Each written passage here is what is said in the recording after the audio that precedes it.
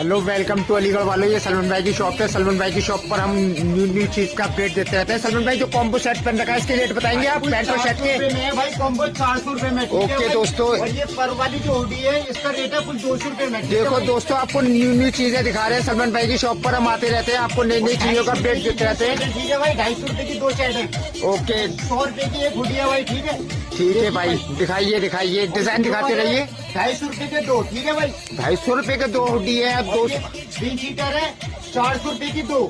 देखो 400 रुपए की 2 विंड शीटर है। और दोस्तों ये है आपकी 2 जीन्स है 250 रुपए की। 2 जीन्स है भाई 500 की 2। देखते रहिए, 250 रुपए की एक जीन्स दिखा रहे हैं सलमान भाई। भाई ये भी 250 रुपए की 2 टी शर्ट है भाई।